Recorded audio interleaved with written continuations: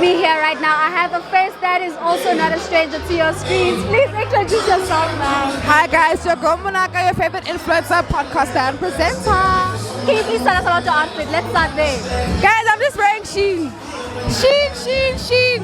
My wig is from Showerhead, though. Shout out to them, but yeah, simple babe. What memo did you get for the theme? Because everyone got something different. Hi guys, I was just told to come, so I came as myself. I didn't know we had to have the Zulu attire. I was gonna come in clash, but I didn't know. Okay, so tell us about the experience. What do you think about the launch overall? I think one, venue could not have been better, and I think he chose a very good select of people here, and it's just a good vibe. It's good music. I'm really happy for him. Shout out to the album.